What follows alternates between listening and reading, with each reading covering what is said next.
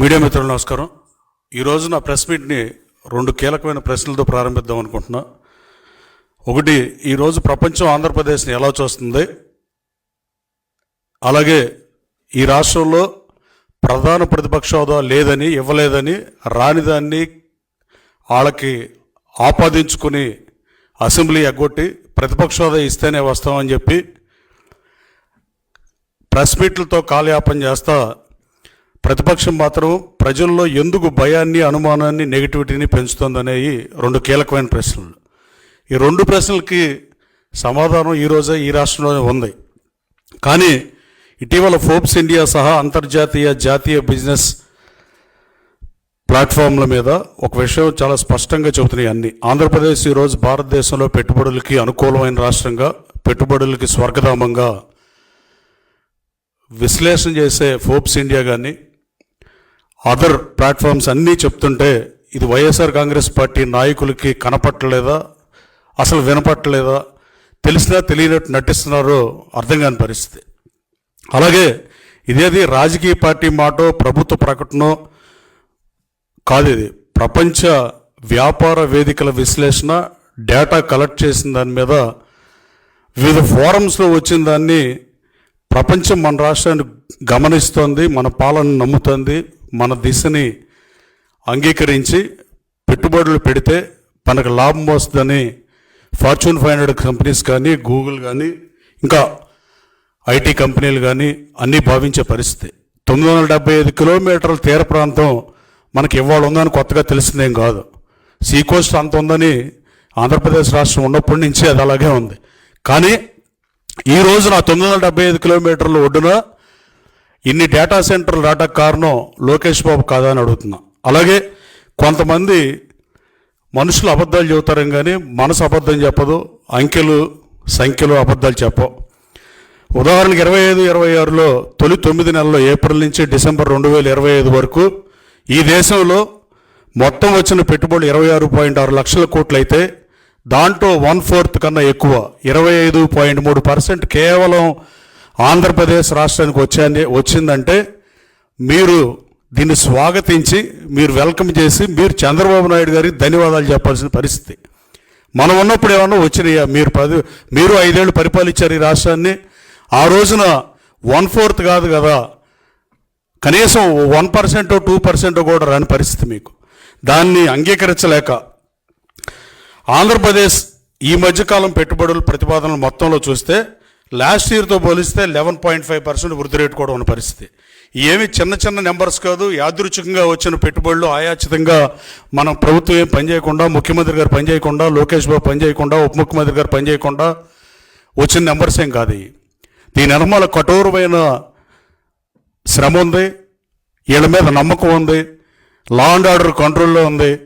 ఇలా అనేక కారణాలతో పెట్టుబడి పెట్టేవాడు లాభం వచ్చే దగ్గరికి వ్యాపారం చేస్తాకెళ్తాడు తప్ప మనం పిలిస్తేనో, నువ్వు పిలిస్తేనో పరిశ్రమలు పారిపోయినాయి. దానికి బెస్ట్ ఎగ్జాంపుల్ అశోక్ లేలాండ్. నా కాన్షియన్సీ లేదు. మళ్ళీ మన ప్రభుత్వం వచ్చాక గౌరవ మంత్రి లోకేష్ బాబుతో ఓపెన్ చేయించాం. అలాగే 2 ఐటీ కంపెనీలు మేధా టవర్లో ఓపెన్ చేసిన పరిస్థితి. అలాగే ఈ పాలనపై, చంద్రబాబు గారి పాలనపై నమ్మకంతో వచ్చిన పెట్టుబడి, ఇది విధానాలపై విశ్వాసంతో వచ్చిన ఫలితాలు ఇవి మనకి. అలాగే ప్రతిపక్షం ఎందుకు భయపడుతుందో అర్థం కాని పరిస్థితి.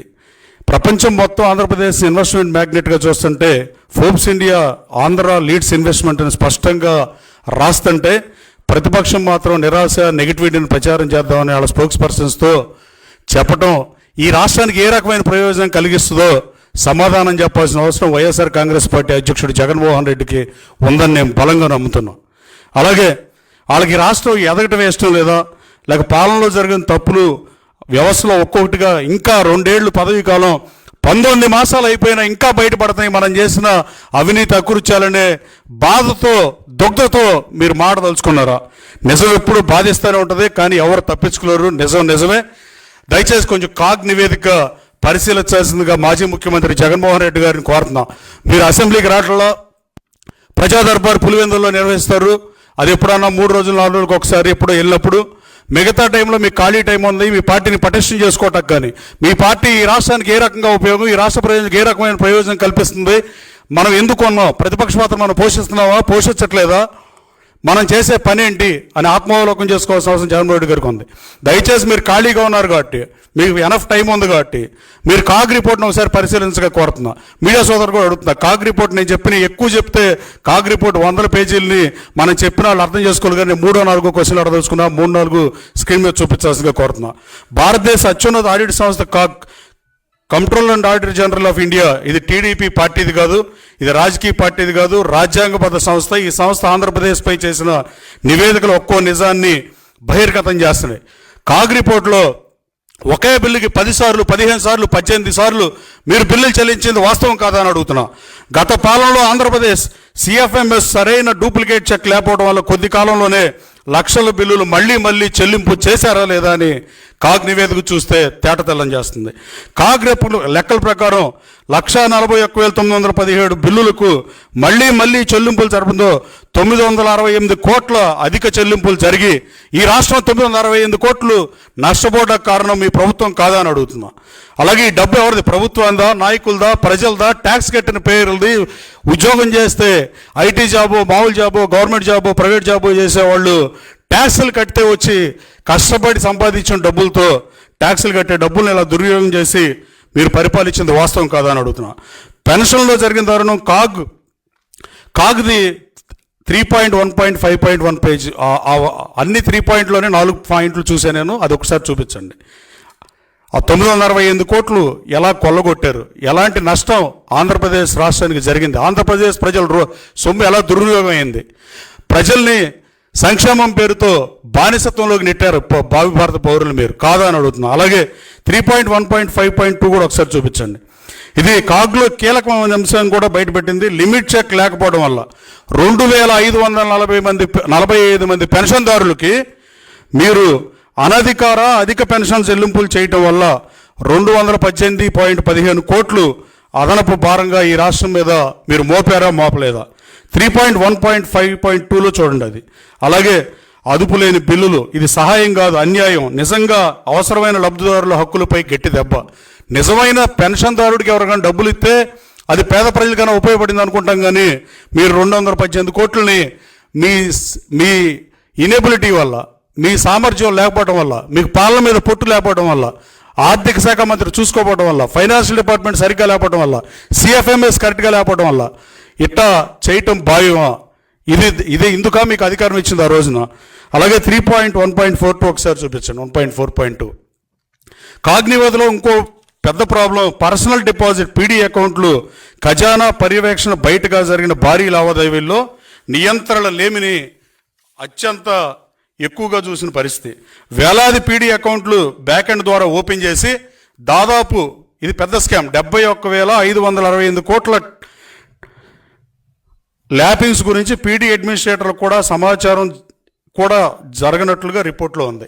దీన్ని చదివి ఒకసారి వాళ్ళు సమాధానం చెప్పాల్సిన. దీని అర్థం ప్రజల డబ్బుపై కనీస నియంత్రణ లేకుండా వ్యవస్థ నడిచిందని స్పష్టమైన సంకేతం. ఇది పాలన కాదు, ఇది అస్తవ్యస్తంగా ఈ రాష్ట్రాన్ని అధోగతి పాలు చేసి ఇవాళ ఈ రాష్ట్ర ముఖ్యమంత్రి ఇంత 75 సంవత్సరాల వయసులో అతలాకుతలమైపోయిన ఈ రాష్ట్రాన్ని పరిపాలించడానికి ఆహారం శ్రమిస్తున్న చంద్రబాబు నాయుడు గారికి ఇది కల్పించారు.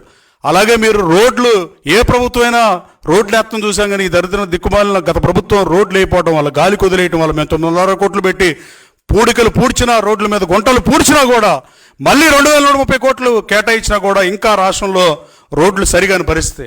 ఇంత దారుణమైన పరిపాలన కనీసం భారతదేశంలో రాష్ట్రాలు ఏర్పడిన తర్వాత, భాషా ప్రయుక్త రాష్ట్రాలు ఏర్పడిన తర్వాత ఏ ప్రభుత్వం ఇంత దిక్కుమాలితనంగా పరిపాలించలేదానికి నిదర్శనం ఈ కాగ్ రిపోర్ట్గా నేను భావిస్తూ, అలాగే మీరు వాలంటీర్ వ్యవస్థను పెట్టారు. ఈరోజు వాలంటీర్ లేకుండానే సంక్షేమ పథకాలు లాక్కుండా సాగుతున్నాయంటే అసలు ఆ వ్యవస్థ సర్వీస్ డెలివరీ కోసమా, లేదా రాజకీయ నియంత్రణ కోసం, ఓట్ బ్యాంక్ బలోపేతం చేసుకుందామని మీరు భావించి ప్రజలకు సేవ చేస్తున్నట్టు ముసుగులో మీరు పెట్టిన మాట వాస్తవం కాదా?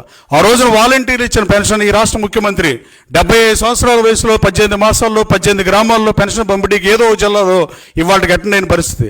మంత్రుల్ని, శాసనసభ్యుల్ని, శాసనమండలి సభ్యుల్ని, కార్పొరేషన్ చైర్మన్ని, పార్టీ నాయకుల్ని పెన్షన్కి పంపించే కార్యక్రమం.